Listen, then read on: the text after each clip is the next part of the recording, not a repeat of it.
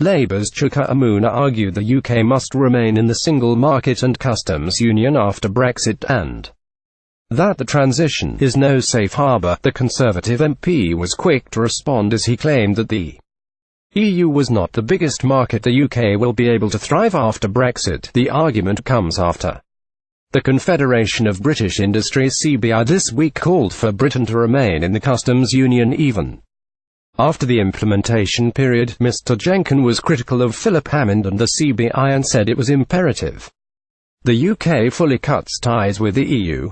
CHANNEL 4 News Brexit News. Bernard Jenkin explained why the UK had to leave the customs union. Labour MP Mr Umunna said on Channel 4 News, "This is ridiculous, and I think Bernard, I can't see you, but I imagine he has got a wry smile on his face. The CBI represents your view as employers. These are the people who actually do trade. They are the ones who actually provide jobs. Yes, they do, and actually, they don't only represent large businesses, they represent small businesses as well. Not only do you have the CBI arguing that we should stay part of the customs union, but you have also got the Trade Unions Congress, the TUC, who represent employees in this country, arguing the same thing too." Host Jon Snow asked the Labour MP whether Jeremy Corbyn supported remaining in the customs union. Mr Umunna said, tonally, that was the direction the Labour Party were heading in, and added that he wanted to see the party commit to staying in the single market and customs union permanently after the implementation period.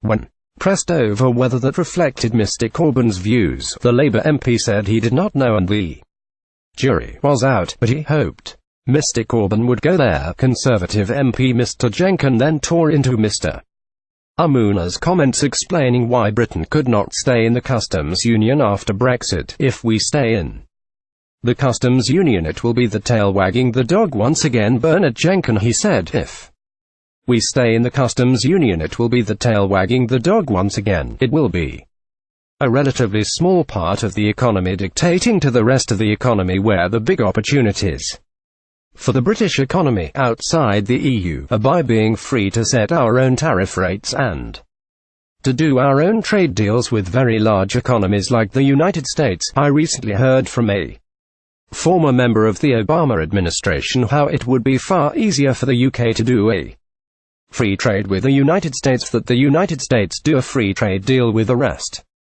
of the EU. "This is the future. The rest of the world is growing much faster than the EU." Theresa May has reiterated that Britain will be leaving both the single market and customs union after the transition period. The Prime Minister has said that the UK will also seek a bespoke deal with the European Union in the next phase of negotiations. Friday, December 8, 2017. Here is the 15-page Brexit deal in full. Speaking today at the World Economic Forum event in Davos, Mrs May spoke about the next phase of Brexit negotiations with the EU. She said, "We are now going into the second phase, which is about the basis of how we are going to be able to trade goods and services, and also a future security partnership with the European Union. On all of these areas I am positive we will be able to get a good arrangement for the future, an arrangement that is beneficial for the UK and European Union. The reason I believe we will be able to come to a good arrangement is because what I see